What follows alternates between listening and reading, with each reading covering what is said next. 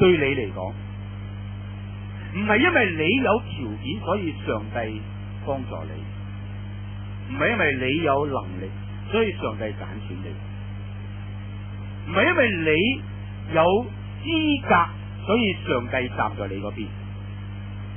啱啱倒翻轉過嚟諗，上帝揀選你，上帝站在你嗰邊，因為你無能，因為你係冇資格。我咩時候覺得自己有資格有能力，上帝就離開啦。你要去翻去諗呢樣嘢，上帝站在你嗰邊，係因為我哋冇資格。上帝選上你，係因為我哋冇能力。但正因為係上帝選上我哋就成咗佢喺呢一個世代要行大事嘅嗰個嘅媒介嚟。冇咗你，佢唔能夠做啲咩？你冇咗佢，你都唔能夠做啲咩？但係另外一面，呢個亦都係指到嗰個群體，無能嘅群體，好唔好讓我哋嘗試過一個抗拒潮流嘅生活？我哋唔好只係一日到晚我哋眼睛只注重喺嗰啲有錢嘅、有能力嘅、嗰啲有號召力、有所謂咧係有卡士嗰啲嘅人。讓我哋試下，特別做基督徒喺呢個時代，我哋要留意上帝站在邊啲人嘅當中，唔係站在嗰啲有錢、嗰啲光芒嗰啲人嗰度。上帝永遠係站喺嗰啲冇光芒、冇錢、冇聲音、冇代表嘅嗰啲人嘅當中嘅。我哋要學習呢一樣嘢，學習去睇，學習去接觸，學習去聽嗰啲無權勢嘅人，嗰啲冇能力嘅人，唔係嗰啲光芒閃閃嘅人。好似我上次同你提過嘅德哈能修女，當佢抱住一個垂死嘅老人，佢話我喺呢一個老人嘅面上，我見到耶穌嘅影像。就算係有人，就算係嗰啲最有影響力嘅人要同佢見緊面，佢聽到有一個老人家快要死，佢都會將佢放低，走去抱住呢一個垂死又係冇名字嘅人，讓佢死喺佢嘅懷抱。呢個就係聆聽同埋撫摸冇能力嘅人嗰個意思嚟。又好似聖弗蘭西斯，當佢嘅同工得罪呢啲嘅人，佢要呢一個同工剝佢嘅衫，跪喺一個窮人嘅面前，佢話你唔係侮辱咗呢個弟兄，你係侮辱咗基督。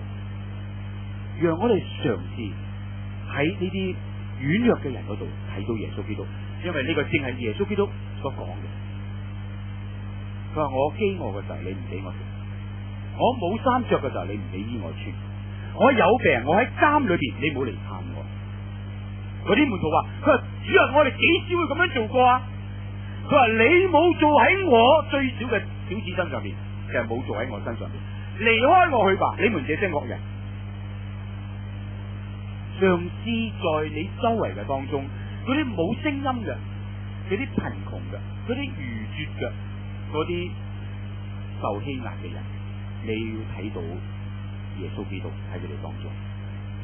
所以最後，我盼望你同埋我一齊學做兩件事，學做兩件事。第一，我要你由而家到我哋2個禮拜後再見嘅時候，你要揾一個時間，你去想清楚呢一個時代係上帝要喺我哋當中行新嘅事，行奇妙嘅事嘅時代嚟。但係佢需要你，佢需要你。你唔好再話你自己係冇能力嘅，唔好再話自己咧係愚拙嘅。因為正因為我哋冇能力，我哋係愚拙嘅，我哋係唔夠人哋咁嘅資歷嘅，所以上帝揀選我哋。我要你諗清楚呢樣嘢，呢樣可以帶俾你生命一個真正嘅改變嘅，唔係因為上帝睇中咗我哋有能力，係因為上帝睇中咗我哋冇能力。佢嘅能力係要喺軟弱嘅人身上面先至顯得完全嘅，唔係喺有能力嘅人身上面嘅。我要你諗清楚呢樣嘢，要揾一個時間，晏啲瞓又好，早少少起身又好，諗清楚佢喺呢個時代佢需要人，佢事實上係需要你。你要做一樣咁樣嘅嘢，用一個鐘頭，你唔使驚話哎呀死啦，咁又叫我做全部啊！你唔使驚，你要做佢都唔一定要你做噶。佢唔係好似我哋咁傻噶。佢知道你如果係喺第啲地方係侍奉佢最好嘅，佢就邀你喺嗰個地方嚟築起嗰個祭壇侍奉佢。但係或係呢樣或係嗰樣，你一定要去肯定。上帝喺呢個時候就需要你，而且係100%嘅，係再冇藉口嘅，因為佢要喺呢個時代嚟顯出佢嘅恩典同埋能力。嗱，第一樣弟兄姊妹，我要你做嘅；第二樣，我要你係一個真實嘅一個例子，真實嘅人，我要你幫佢。咩方式，咩嘅人，咩對象唔緊要，可能係一個真係受咗傷害嘅。我盼望你，或係寫個卡，或係俾個電話，讓佢一啲咁多嘅開心，一啲嘅鼓勵。或係你見到一啲嘅弟兄，或係你見到一啲嘅外邊嘅人，佢係真正係喺經濟上面有困難嘅，唔係多，唔使咁多，唔使或者係少。你按你自己能夠嘅，又唔用你自己嘅名字嘅，你用一啲咁多錢幫助佢，而且我要你係做喺主嘅身上邊，你當呢個人就係耶穌基督，因為係佢藉着呢一個人嚟向你顯現，嚟向你親近，佢就係耶穌基督嘅化身。